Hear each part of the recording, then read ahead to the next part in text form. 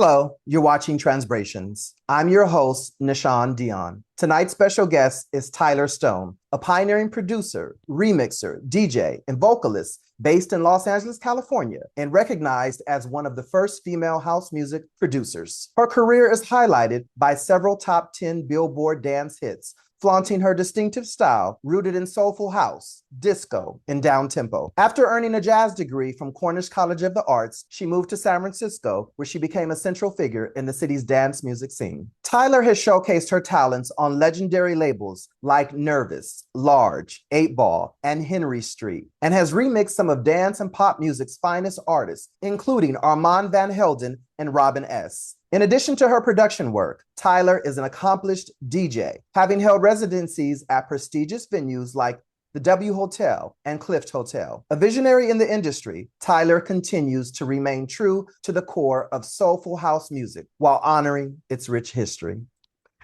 Tyler Stone, how are you doing today? I'm doing great. How are you doing? I am doing wonderful, wonderful, wonderful. I'm sure you already know that house music is my number one choice of music, and having you here is just beyond amazing. Fabulous. Beyond amazing. So gonna jump right into it. Briefly tell us about your background and your family's history. My family history, I guess I'll start with just that I was born in Canada. And even though two American parents, so I have dual citizenship, but me and my brother and my sister were all born in Canada, East Coast, and lived in Oregon and British Columbia, and kind of grew up mostly a West Coast girl. I'm a West Coast girl. So by the time I went to college, I was in Seattle for Cornish College of the Arts, and then moved down to San Francisco to pursue house music. Okay. Family history. What was the earliest music you recall hearing and being exposed to in Canada? In Canada, so we had like an AM radio station that used to probably get American Top 40.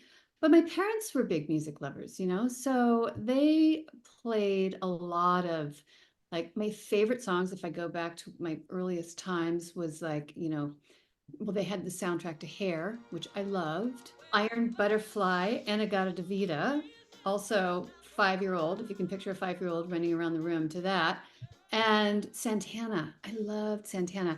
Santana, see, you're not old enough to remember when it was just Santana. You're right. You're right. Thank you for that. You made me feel so much younger. You made me feel catch you up a little. You made me feel young again. Yeah. So Santana was where, and I will play you some of this because you will love this music. The first Santana albums are still some of my favorite music of all time. And that is where I really fell in love with percussion and congas and things of that nature, and all of the music all of the percussion and rhythm that the Santana records had was just so immense. And as a little girl, I was just fascinated by it, and I loved it. Wow. Growing up, what was your favorite song? Favorite song? So many. It just depends on where you start. Are we gonna, pull something out of the rabbit hole? I was really little. I mean, it was, just nursery rhymes and stuff. But I mean, it was important to me. Music was always important, so it didn't matter, And then I had my Donny Osmond crush, and so Sweet and Innocent happened. But then when I really started getting into music, well, Santana comes back to mind, though. If you want to go way back, it was Anagata-Davida, and it was Santana, very well known Jingo, Jingo. Okay. You gotta check that whole album out. It's just called Santana, and it's got a big lion on the cover. Perfect. What were some of the first disco songs do you remember hearing? Again, like, I was still in Canada, and I had Top 40 radio, so I didn't get to dig deep when I first started learning about disco. But in fact, I'm still uncovering songs that everybody else knows. I'll be at the club and everyone's singing all the lyrics, and I'm like, I don't know this song, I just didn't get exposed to, like, the deep dive. So for me, it was like, I'm trying to think of, like, what happened first, but I mean, I don't even know if it's like Jungle Boogie. It was like almost pre-disco, right? And was that Cool in the Gang, Jungle Boogie? Jungle Boogie. I was probably still nursing at that time. I couldn't tell you. You were. If you were alive at all. Right. Yeah, I wouldn't know. So Cool in the Gang was right in there. It's probably some of my first disco, you know, but the one that there's a couple that really come to mind, like when Saturday Night Fever came out, there was a Bee Gees song, and this ties into my love of conga, which was You Should Be Dancing. And if you listen to the conga line in that in the beginning, that just, again, it just was like, oh, just give me more of that, please. So, and then you get the guitars. And so then next favorite song that comes along by hand, still probably one of my favorite songs, is Freak Out, Chic. See, there we go. Come on. And then that was it for me. Like every song had to have a guitar in it after that for me. If I heard that guitar. So now I'm like guitar and congas. Like those were my two things that I had to hear in everything. Okay. If I was gonna like your song. Do you remember the first house song that you heard? Yeah, it was probably living in Seattle. I was probably in college. Maybe I was just out of college. Maybe it was when I went to my first Winter Music Conference, even when I really heard house music for the first time. And I was in my 20s. And I, you know, like Jelly Bean Benitez was playing and David Morales was playing. And this is where I got my introduction to all these great DJs for the first time. And that was my mind blown moment where I went, this is what I'm doing for the rest of my life. Really? Yeah. What year would that have been? I think it was like 89 or 90. It was before Winter Music Conference was even in Miami. It was still in Fort Lauderdale. There were maybe, you know, 200, 300 people there, tops. So, and I just happened, I was working for this record label at the time. I was right out of college, and I got introduced through that and through the people working there. And I was like, I'm going. I need to check this out. And that's where you've been. Oh, and I think that was so I was already producing and singing, and I had a demo out. It wasn't full on, it wasn't released. And I got booked to open because of Who You Know, right? Booked to open up for CNC Music Factory when they had their big hit. And so I went to Miami and opened up for CNC Music Factory. Are you serious? My little self on stage, just singing my little dance song. Yeah. Is there video footage of that? I doubt it. I mean, we didn't have phones back then, you know, so it was just like. But we had high. I wish there was footage. They had they had record high. Yeah, but I don't know. I mean, maybe somebody did, but. What was the CNC? Not Make You Sweat. Yeah, Gotta Make You Sweat. That's the one. Yeah. Question. When did you realize you wanted to pursue a degree in jazz and build a career in dance music? Well, okay, so the jazz, I sang jazz and jazz choir all through high school. And before that, I've always loved jazz. It's always been like one of my favorite music. But particularly in high school, I really got into it. You're just a soul sister all the way around. Is it safe to say? Is it safe to say you're a white woman trapped in a black woman's body? Probably. You know, I've never said that to a Caucasian woman. You've got soul. LZ says that. LZ says that too.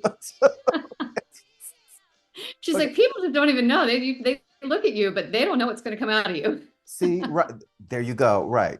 But yeah, so I was a total jazz head. And so while I was still in high school and really digging deep as I could into disco, because now I'm in Oregon, but I'm in a small town in Oregon, and I still don't really have access to dig deep into music. I'm just skimming the surface right now. Right. Top 40. But, you know, that's when I had my love affair with Chic and everything. And and then other similar sounds. And I remember one song in particular, I think it's I want to say it's by Brick, Disco Jazz came on, and it has this killer jazz flute solo, and it's like down tempo disco, just so funky. And I just remember I had to figure out how to make this music. Like when I heard that song, I was like, oh, this is like dance music and disco and jazz, and it's all together. And how do I do this? Like, so then it became this kind of, how do I make this now? Because I played piano kind of, sort of, but I couldn't figure out the chords, and I knew they were jazz chords, and, you know, I was a singer, but I wasn't really learning theory. Was that the only instrument you played, was the piano? Flute and piano. Yeah, me and Lizzo. You and Lizzo, right. But you figured it out. So that is when I was like, you know, I need to learn jazz and jazz theory so that I can make disco. Then you went to college. And then I went to college, and actually my first 2 years, talk about like, you know, I never take the straight path anywhere. So I looked around at music programs, and at the time everything was very classically based, and I just didn't want to study classical. Those weren't the right chord structures. That it wasn't, I didn't feel like I was going to get the theory that I wanted studying classical and get to my end goal. But at the same time, I'm a dancer. I was doing a lot of dance, and so I just majored in dance for the first 2 years of my college career. And as I was there, my parents really knew that I wanted to do music, and my dad had a friend in Seattle that told him about Cornish College of the Arts. So I got the catalog, thought I was going to look at it for dance, and then I opened it up and they had a whole jazz program. And I was like, oh, this is it. This is the thing I want to study. So I was just over the moon, and I went up and I auditioned, and the rest is history. Then I moved to Seattle and got a 4-year degree in jazz, vocal jazz. But it was after that you opened up for CNC. It was after that. Yeah, it was during that time. While you were in school, you opened up for them. No, it was afterwards. It was after that. Yeah, after I got out. And who were some of the jazz musicians that you enjoyed? Well, I was, you know, really into vocalists. So probably the first true like die hard, put it on every day was Ella Fitzgerald. Sarah Vaughan, love Sarah Vaughan. And then I got turned on to Helen Merrill through my vocal teacher, who I also really loved. But it goes deep. I mean, I could go on and on and on about jazz. And so then from there, I just started getting more and more turned on to jazz instrumentalists. Oh, Chet Baker is another one. I love his voice and I love his horn playing. And of course, Miles. I mean, who doesn't love Miles, right? So. And is this your studio where you work at? Yeah. So what do you remember about your first experience relocating to San Francisco? Wow, so much. I mean, it was a total change for me, like 180, right? So oh God, so much. I don't even know where to start. I mean, I moved in with my girlfriend, going out to the club every night. I mean, that's the first thing, is like just the clubs, right? Like I was there for the music. So every night was a different club. I was always there for the music. I wasn't there to party. I was there to dance and listen to the music and listen to the DJs and immerse myself in the music. And then one of the cool things, and one of the main reasons I was able to go down there, was I was working with this production crew called Third Floor Productions, DJ EFX and DJ Digit. And EFX I had met when I worked at the label in Seattle, and he was one of our artists. And what label was that? Nasty Mix, Hummus Mix a lot, among others. Okay. But so EFX was signed, and he actually was the real catalyst to me moving to San Francisco, because he and I started working together prior to that, doing some tracks, which is one of the songs that I got to open up with CNC Music Factory. So that was what song was that? It was called "You Got It Going On." And I probably still have, I know I still have a copy of it. So, but it never came out. But he and I were doing a bunch of music together, and he was like, you know, you got to just get down to San Francisco, because you're not exposed to the right music in Seattle at the time. There really wasn't much of a club scene. And he's like, come down here, work, you know, I'll set you up in the studio. We'll work, you can get out to the club, you can start to understand the music better. So that was really the catalyst for me moving, was to go down and work at Third Floor Productions. And originally I thought that meant that I was going to go down and he was going to produce tracks for me, and I was going to be the singer and I was going to write the songs, and that would be the dynamic. But I got there and they were blowing up. They had like remixes coming right and left because they had the mix show on KMEL. I got there and he was like, you know, you don't need me anyway. You're already doing all this. Here's the studio. Here's how it works. Push record here. And, you know, we were already using software. We didn't have digital software at the time, but we had MIDI software to program to. And he said, just go and start writing, and I'll be in the other room if you need me. And so it was like a sink or swim thing. And so I was like, well, I guess I better swim. And I just started producing stuff. And then as I got better, they would like hand me remixes and I would try my hand at stuff. And then finally I got one where I actually got it released with another artist. His name is Pussy Tourette, or her name was Pussy Tourette. His name was Mark. That was the beginning of my house music career, was that entry into San Francisco. So DJ FX was your mentor, and I was going to ask you, what do you remember most about him, and what's the most valuable lesson he taught you that still resonates with you today? I think the thing I remember most about him is just his infectious personality. He was the kind of person that would walk into a room and he could just walk up to anybody and start a conversation and they'd be best friends by the end of the conversation. He was just that kind of person, super infectious personality, but also his production, he was a bit of a mad scientist, and he really felt the music, so when you were in there with him and working with him, it was all from the heart. It was nothing from the head, all from the heart. So he just felt it. And when he was in there, he was always moving, and like he never stood still. And it was just great to be around that energy, he just really understood and felt the music. And it was just such a, probably that, if anything, was what I got more out of him, is, the strong and wrong mentality. Don't go with your inspiration, go with your gut, go with what you're feeling. Don't second guess yourself. So is it too early to ask you? No, because while you were in San Francisco, you were DJing, right, too? Or did the DJing come later? The DJing came a little later, but yeah, that was San Francisco. But what was funny was everyone thought I was a DJ because I was putting out all these records and I was doing a lot of remixes. Generally speaking, it worked the other way around. You were a DJ first, and then you got the opportunity to produce and remix. I started out remixing and producing, and so everyone started giving me records. So I just collected. I had this lovely collection of promos that people would give me. And then I'd get asked to DJ every now and then. I'd be like, oh, no, I don't DJ. And I never had really any desire to. I didn't see the need in it. I just so enjoyed watching other people do it. And I thought they were so great. Like, I'll be the producer over here. And then so finally, I just amassed this beautiful record collection. And a friend of mine, at the time, there were turntables in every restaurant and bar in the city. You could DJ anywhere. And I was visiting a friend and he was DJing, and I think we were talking while he was DJing, and he missed his cue, and there was dead air, and then he said, whoops, and he put another record on, and off he went again. And I looked around and I was like, aren't you like, oh my God, I'm so sorry. He's like, no one's going to notice it. And I jokingly said, oh, this would be a great first gig then, because you could mess up all you want and nobody's going to notice it. And he goes, yeah, if you want to DJ, you can get booked here. I said, okay, why not? Being a DJ was never in your plans. Never in my plans.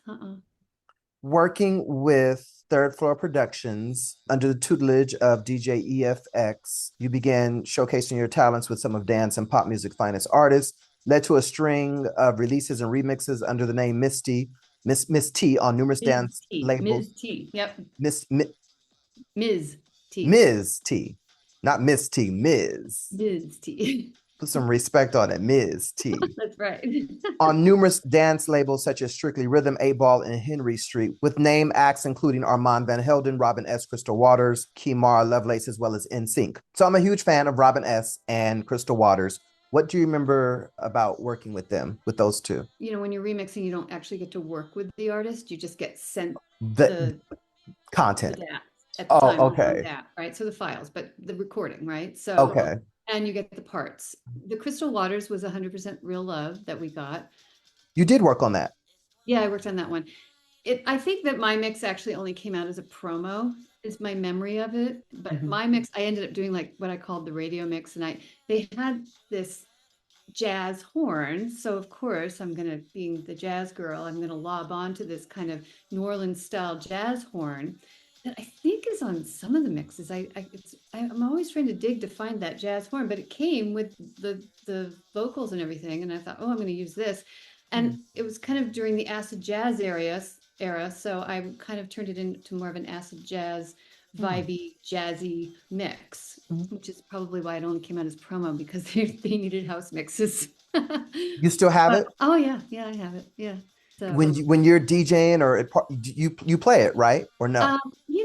I don't. I didn't even occur to me to do that. Yeah, you know what? I should pull that out. That would be a fun one, because people haven't heard it really. They'd probably flip their bean. Who technically owns that? The label does. I think it was Mercury Records. Oh, okay. I don't own it, so I can't put it out, but I can certainly play it. Are there any future collaborations with either of those two artists in the works? No, not at the moment. But the Robin S one that I did was it called It Must Be Love. And to this day, I think it's one of my favorite remixes I ever did. Yeah, I just got in the zone with that one. It just turned out like a lot of times you have a vision of what you think the track is going to be, and then it takes you somewhere else. And sometimes you're like, oh God, I didn't quite get there.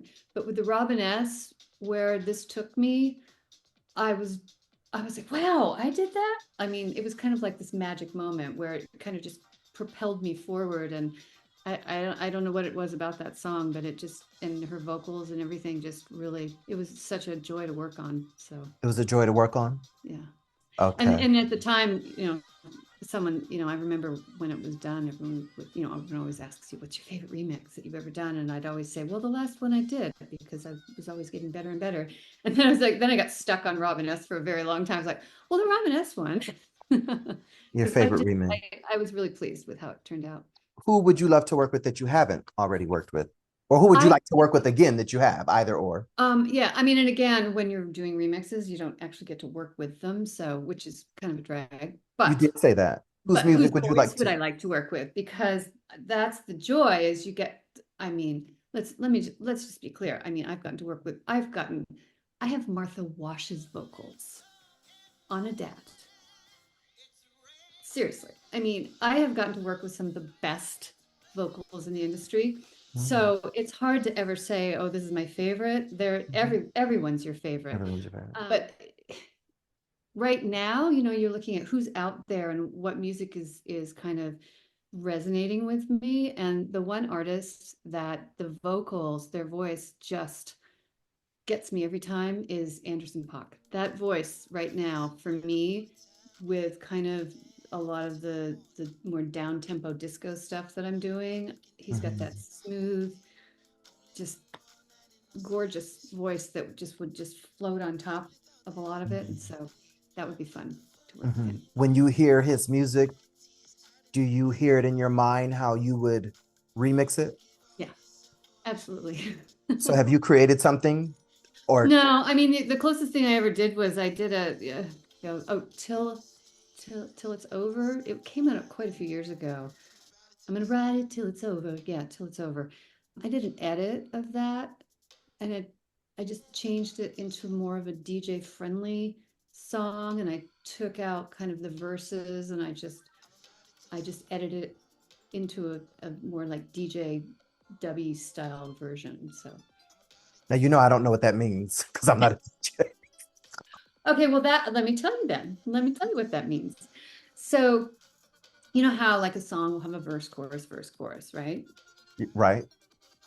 So with kind of more of a DJ dub style, and I know you've heard this because you love house music, but if you think about a lot of the house music out there, that you're just getting the little vocal riff here, little vocal riff there. Okay. Doesn't really follow a verse, chorus structure. Right. Maybe just having some vocals and then a little music and then some other vocals. Right. That's more dub style. Next time you go to the club, you're gonna be like, oh, that's dub. Right, exactly, because I learned something new talking with you. Going back earlier, you mentioned that your distinctive style is rooted in deep house, disco, and down tempo. Was this a natural progression or planned? Oh, totally natural progression. The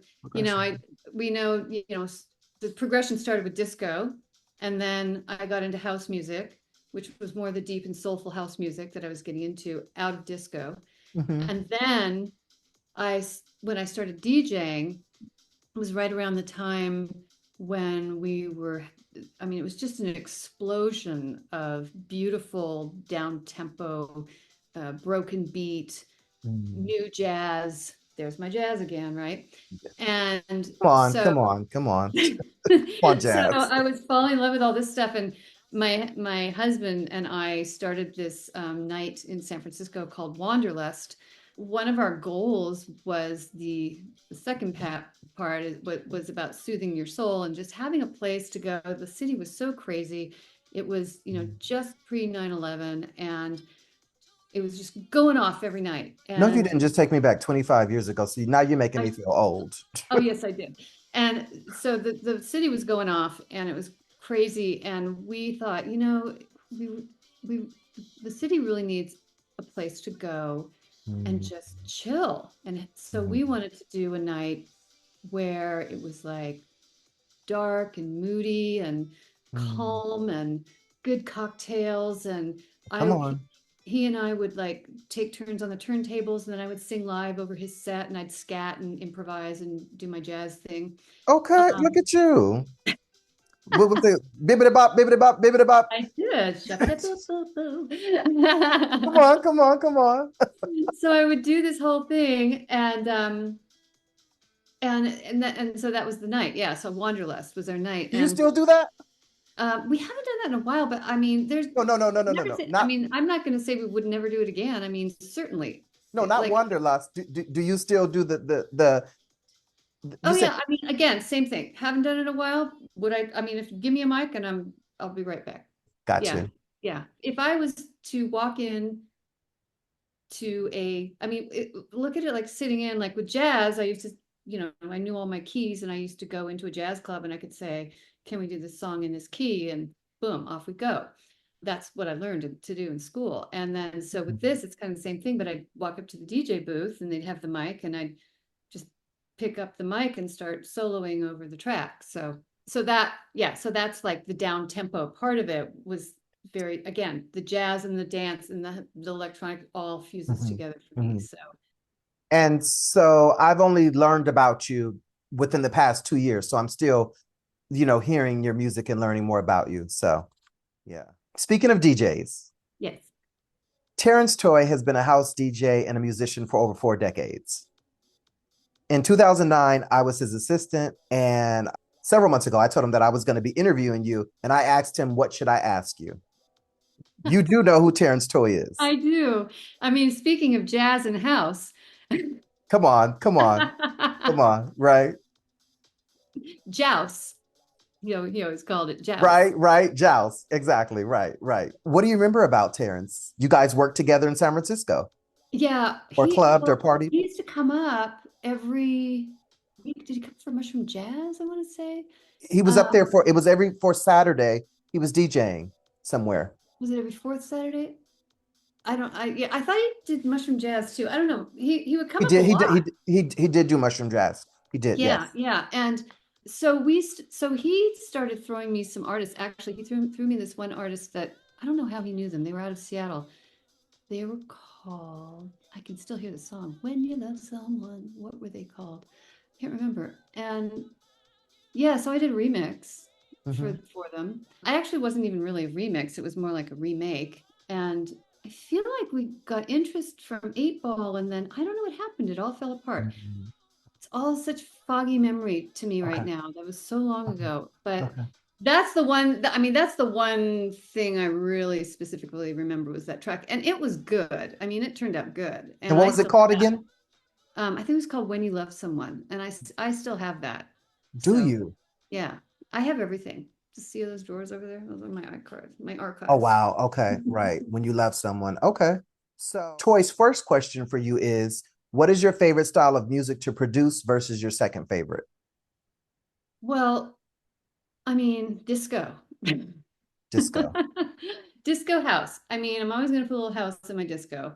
So disco house, but that would be my favorite. And then after that, it would just be house. But And it's funny because, let me just say about that too, because, I took a hiatus from house music and I had this down-tempo band, Sutro. And you had a band too? yeah, Oh, yes, I wow. did. Done a lot. For a long time, for like almost 10 years. So maybe Really? 10 years, yeah. And I never, the production never came as easily for me. I was more of the singer-songwriter and producer, but the production never came as easily to me with that as it did with the house music. Like when I came back to house and dance music, it just flows out of me differently. So yeah, so that's why house is house disco. House disco. Those are my babies. What DAWs his second question is, what DAWs do you work on? Well, primarily I have been a digital performer user since it was Performer. I'm more recently have been moving over to Logic, doing more and more in Logic for two reasons. One, I think there's tools, there's things that Logic can do or things that Logic brings as a DAW that DP doesn't. The thing I love about DP, Digital Performer, is their MIDI is just second to none. I mean, and I use a lot of MIDI. The MIDI is when you are playing the notes primarily on a keyboard, can be done other ways too, but mostly it's from a keyboard, but you're playing all the instruments. So you might be playing the piano, or then you pull up strings, or then you pull up the bass line, or then you pull up whatever sound you want, and then you play it and it shows up as a MIDI. And the MIDI is basically just a program telling the keyboard what notes to play, right? So as opposed to recording audio, which the sound is coming out of the instrument and you're recording the sound, this is telling the instrument what to play back to you. It's telling them, it's like a player piano. Think of it like a player piano. Have you seen a player piano?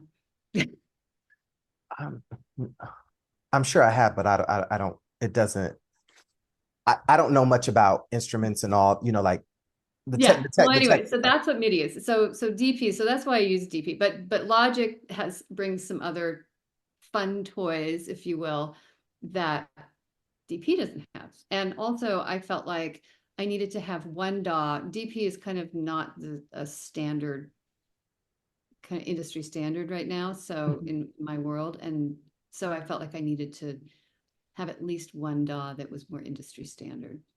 I'm happy that I told him and that he had those questions, because I wouldn't have thought that wouldn't have came from me, So, like, that was great, because you got me looking across the room like, what is she talking? Like, what is she talking about? Right. So this is a quote. As a vocalist myself, I tend to pay special attention to how the vocals interact rhythmically and melodically.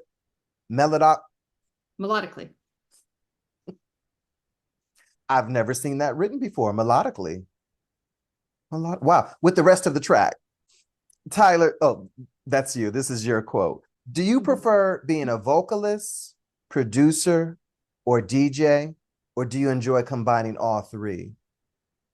I'd say combining all three. I think that, there are certain times in my life where I'm been focusing more on one thing than another. When I was with the band, I was really focusing a lot on songwriting and vocals. There's been times in my life where I've had a weekly DJ gig, but nothing else to really focus on. So it was more the DJing. Right now, I'd say I'm really primarily focused on producing and production. However, I do one of the questions everyone asks me is, when are we going to hear your vocals on your next track? So probably you can expect that coming up shortly. Perfect. Happy that you mentioned that. Okay. What is that going to come out on? Is there a name? My label, Decoy. Yeah. Is there a name for the song already? No, it's not yet. It's not written yet. Oh, it's not written. Oh, okay. It's not that close. Okay, got you. It'll be done. It'll be done by the end of the year. Okay. You built your career as one of the first female house music producers. You became the go-to engineer within the house music community and have achieved several top 10 Billboard Dance hits with your distinctive style rooted in deep house, disco, and down-tempo. From when and where you started to where you're at now, did you think you would accomplish all that you did, all that you have? Yeah, no. Because I didn't know that this is the direction I was going when I started, you know. I didn't really have a clear roadmap at all. I didn't know what I was doing. I just thought, you know, I just said yes to opportunities. And and then as they came to me, I said yes, because everything, if it involved music, I was going to do it. So that's how I ended up here. But I will say that in the last couple of years, since I started kind of, you know, we stopped the band and I started refocusing my energy back on production and the house music and disco, I feel like for the first time, I have the most clear vision of what I want to do and where I want to go than I ever have had. So, do you? So, do you want to talk about that vision a little bit? Yeah, well, I mean, it started. Where are you trying to go? Where am I trying to go? Well, I think I'm getting there really right now. I mean, like it started with I think it was in like 2019. When I was like, maybe it was even sooner, but I just decided to hunker down and really focus on really focus in on my sound and getting really like kind of not going so all over the place. Like in the past, anything that came to me, I'd say yes to. And then of course I'd put my signature sound on it, but the projects that I was getting and the projects that were coming in were so all over the map that it was really, and each time I was, especially if I was remixing something, I was trying to really honor the song. So when I do a remix, it's not like about me taking it and just making it mine. It's like, what does this song need? You know, how do I bring this song to the place that it needs to go? So a lot of times I like some of my remixes, they'll listen to me. Like here's a great example. I had one called Children of the Bong. It was this trippy kind of, I want to say maybe more progressive, edgy house track that if you listen to that remix, it doesn't sound anything like anything I've ever done or will ever probably do again. But there it sits in my catalog of remixes. But it's so far out of left field. But it was an opportunity, and so I took it. You took it, right? But now, you know, in the last few years, I've gotten much pickier. And if I don't think I can apply the sound that I want to do to a song or to a vocal, if I think it's just going to sound out of context, I won't take the gig. I just will say no to it, because I'm really trying to develop my repertoire so it has really my soulful disco house sound, right? And I'm not even really trying to do down tempo. When I say down tempo now, I'm calling it deep disco, where it's just like maybe at 117, 119 BPM. So a little bit slower than house music, but still danceable. So everything I'm doing is I'm trying to stay in this pocket between 117 and 125 BPM, no faster, no slower, trying to keep it soulful, jazzy, and have this element that kind of runs through it all. So I interviewed Terrence and we talked, you know, obviously about music, and I interviewed LZ Love, someone you've collaborated with and known for decades. Yeah. To talk to another musician, DJ, producer, you know, obviously it's you're an artist and you know, this is your creation. It's just mind-boggling how you guys do what you do. I saw a little spark in your eye. I thought you were just gonna you're gonna be like, I want to produce now. Oh, I told Terrence that. we still have a song that he owes me. So excellent. Speaking of men, ask anyone about the key figures in house music over the years, and most of the names that come back will be male. Yeah. They will be male. That doesn't mean that they were necessarily the only players. Come on. It's just that there were a lot of, you know, they're just the hogs. Yeah. I mean, the women, we were not dominating the scene by any means, but we're also not the ones that are talked about. And I've posted up different times on my Instagram page of just other women that I've come up alongside. Not that they're all of us, not that they just started doing it. They've been doing it as long as I've been doing it, which is why I always make a point to say one of the first house music producers that are female, not the first, because there were many of us doing it at the same time. It's just that we weren't the majority, and we certainly were not getting the props that the boys were getting. Of course, the reality is that numerous women help shape the scene. You just mentioned some of those women. Apart from yourself, which women have played a key role in shaping the house music scene? Well, DJ Paulette's the first one that comes to mind, and she's been really kicking some ass lately, and I'm so damn proud of her. Also, you've got the Chicago crew, DJ Colette, DJ Heather, and DJ Lady D. They've been doing this as long. Tracy Young is another one out of Miami. Sister SF was the DJ crew in San Francisco. Charlotte Bernes, DJ Pollywog, DJ XJS. I'm trying to remember. But yeah. Almost like over a dozen. Yeah. Oh, easily. I mean, I'm not even scratching the surface. I mean, there were a lot of us. The girls have always been on the scene. We've always been here. Ain't nothing getting done without some women. We have always been here. And the beautiful thing of that is we have always supported each other. I've never, ever felt lack of support from my sister DJs and producers. Sister. So, yeah. So that's good to hear. It's an amazing group of women to be a part of. And, in San Francisco, I was kind of the only one in the crew that was producing. I think everybody else was DJing, but I at the time wasn't DJing. So I was the honorary member of the Sister SF crew that wasn't a DJ. Okay. And the question was going to be, were there any women who influenced you and impacted your career?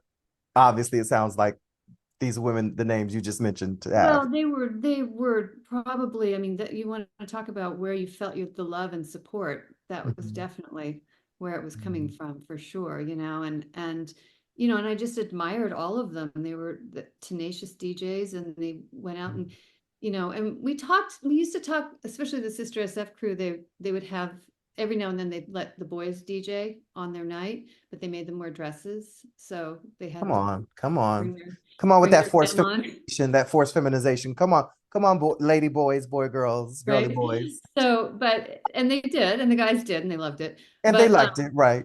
Yeah. But I mean, there was definitely a camaraderie there that was really special, I think, so.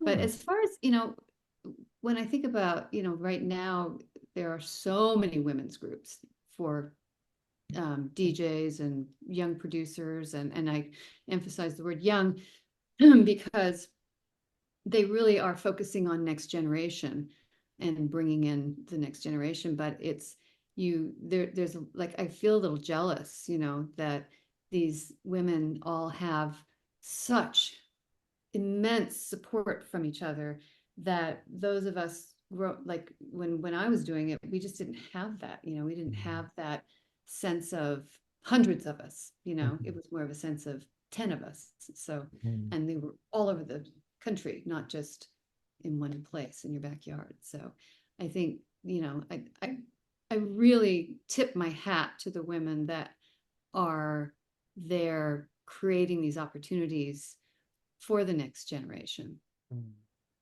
And what are your thoughts on the men that have been dominating the house music scene?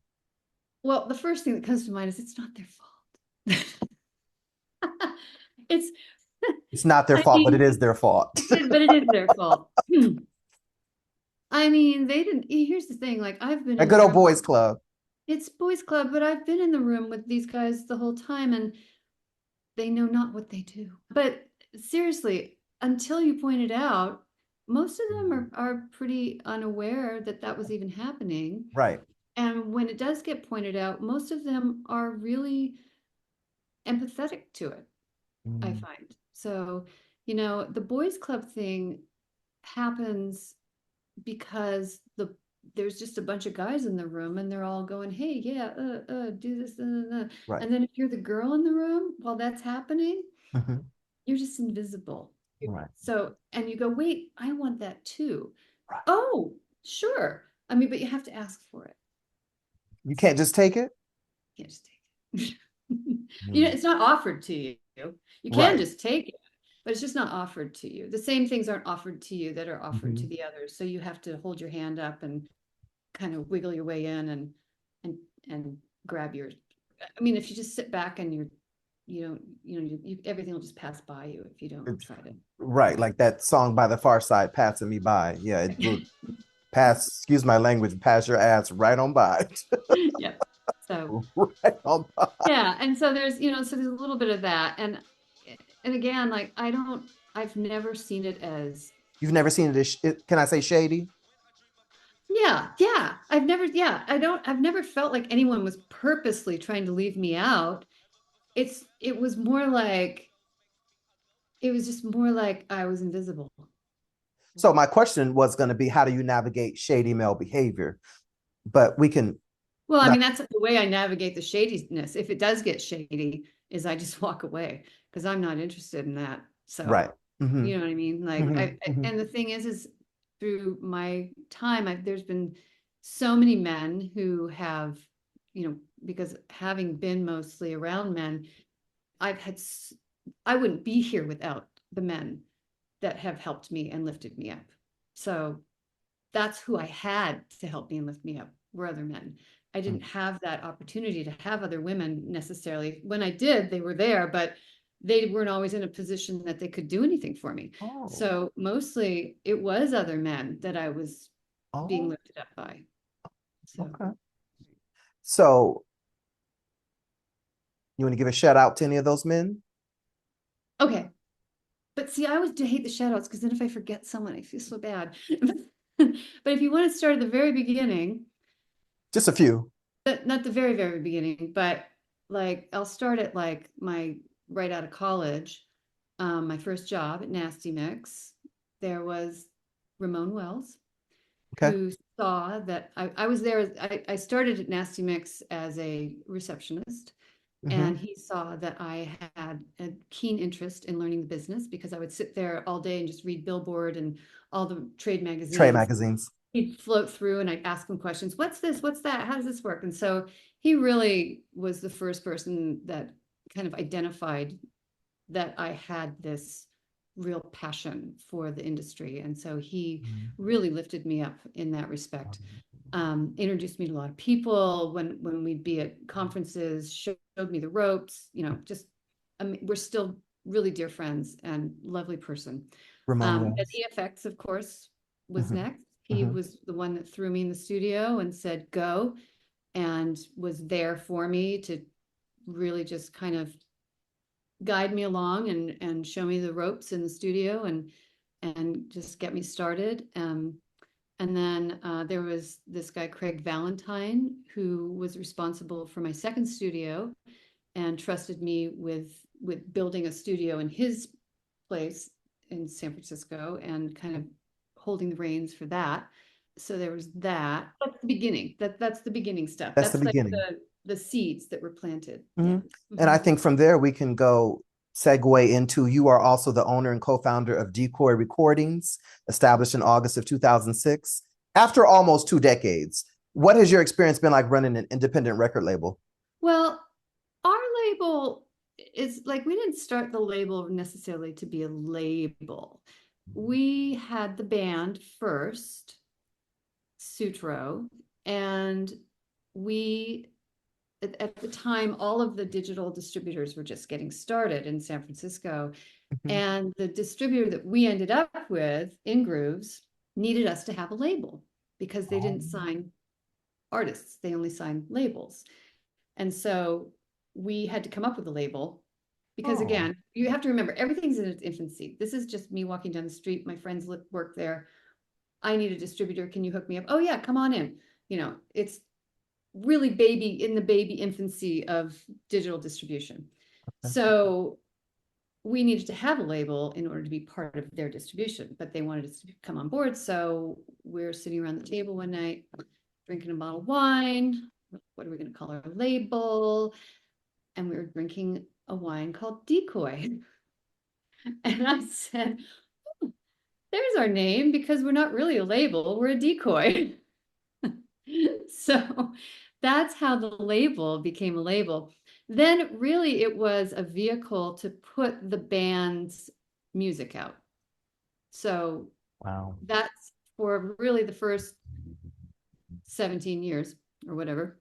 No, what'd you say? 18? So maybe the first 15 years, that's all we did was put our band out and our remixes out through Decoy.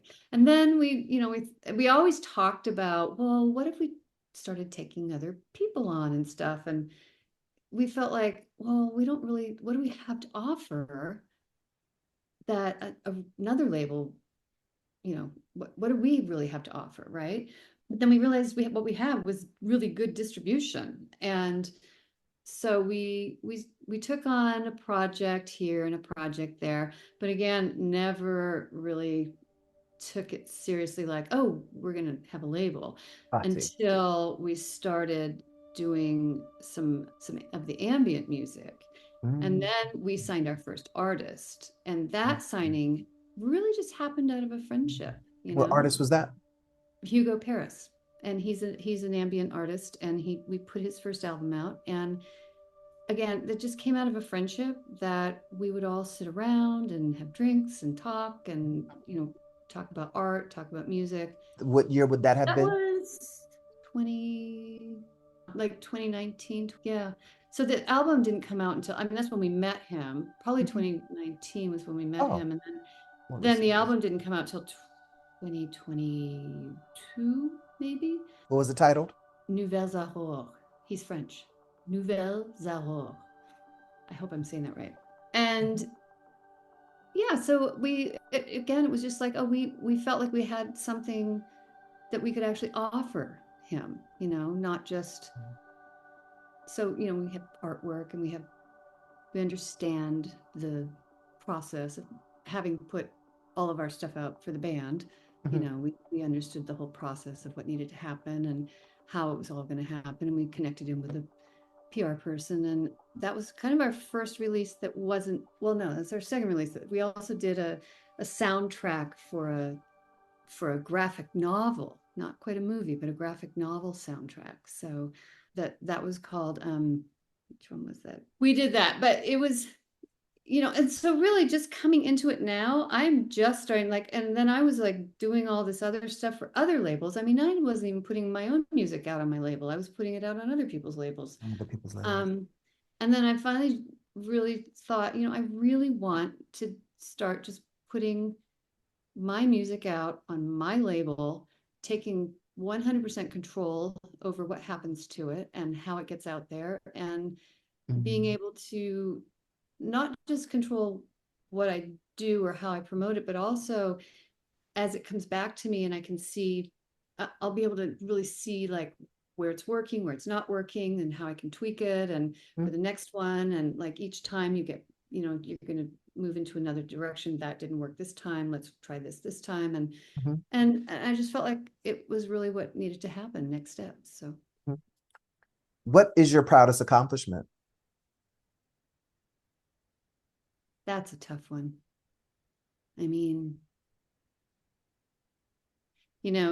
Often I always say my proudest accomplishment is the relationships I've built within the music community. For me, without the people, without the community, the music doesn't even stand. You can't have it. It's in a vacuum, right? Right. It has to, the whole point is to bring people together. This is your quote. My proudest accomplishment as a music industry professional is the community that I have built with my peers. I hope to utilize my industry knowledge and connections to guide the next generation of artists to future successes. There you go. Your words. That resonates. Okay, that is me. That's you. That is definitely you. That's definitely you. So what advice would you give to anyone consider creating an independent record label? If any advice. Don't do it. No. It's, if you want to do your own label, I think that you have to have a vision for what you want that label to be. And you really have to be the kind of person that likes to dot your I's and cross your T's, meaning there's so much minutia to uncover as far as all of the different elements of what you have to pull together to get the record out. And the good news is you can do as much of that or as little of it as you want, depending on how you set yourself up. Mm-hmm. But if you're going to do it right, I feel like you really have to have all your ducks in a row from a business perspective. And when I say that, I mean, I'm still learning stuff. I've been doing it for years. And then I'm like, oh, didn't know about that.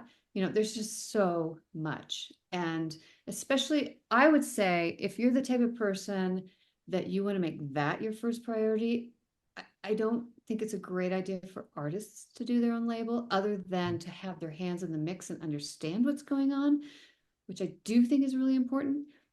Some artists are just brilliant and they can do it all, but I find it to be incredibly taxing on my artistry. However, I enjoy the control and I enjoy the challenge of it all, but it's not for the faint of heart. Right. Now, I was going to ask you, which of your tracks stand out as the most memorable and which has been the most popular and downloaded? And earlier you mentioned something about the Robin S remix, right? Did you say that was the most popular one? No, that was just one I liked. That was the one you liked. Yeah, the most popular one I'd say to date is the Armand van Helden Funk Phenomena. That one, see, before your time, you were probably a baby when it came out, but the hold on, wait, but that song Funk Phenomena. Oh yeah, the Funk Phenomena, yeah. You did that? Phenomena. I did the remix. I did one of the remixes for it, yeah. Oh my God, that was. Wait. It doesn't go the Oompa Nana, does it? The Oompa Nana? Sounds like that. It sounds like they're saying, that's what it sounds like they're saying. Yes, but they're not. He's saying the Funk Phenomenon. But that's what I'm talking about. That's the one. Mm-hmm. You worked on that? I did. Yes. That is classic. I know. I love that one. That's the biggest record I ever worked on right there. You are kidding me. Funk Phenomena. Yeah.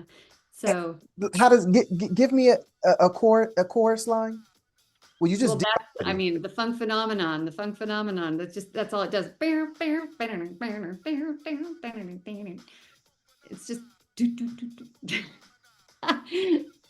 I don't want to think that I'm getting it mixed up with the Oompa Nana, the Oompa. It sounds like he's saying that. That's what it sounds like he's saying. That has to be it. Wow. That's what I thought it was called until I got the. Did you really? Wow. Yeah, I remember the first time I heard the record, I was at the End Up in San Francisco. What year would that have been? And then the fact that, and everybody was freaking out over the song, and then I got to remix it, and I was like, oh my God, I can't believe I got to remix this. So. What year would that have been, Tyler? I don't know. I have no idea. 90 something. Before 95? No, maybe like 96. 90. Okay. Armand van Halen. Funk Phenomena. Van Helden. Van Helden. Armand van Helden. Yes. Van Helden. Funk Phenomena. But yeah, that was definitely my biggest. And I didn't even realize how big it was at the time. I mean, obviously it was a big record in San Francisco, but that's all I knew. I figured it was big in maybe the club scene in San Francisco, New York, Miami, whatever. And then Discogs comes along. Are you familiar with Discogs? It's a website that kind of catalogs all of the dance. They might do all music now, but at the time, dance music. So they cataloged all the dance music. And I got to set up an account. So I go in to set up my account, Tyler Stone, blah, blah, blah. And it pulls all of my records that have been out. And that record, The Funk Phenomenon, my remix, got licensed over and over and over all over Europe. there's my name sitting right next to Masters at Work, sitting right next to Todd Terry. I'm just like, holy crap. Like I had no clue that it was that big. No clue. I was gonna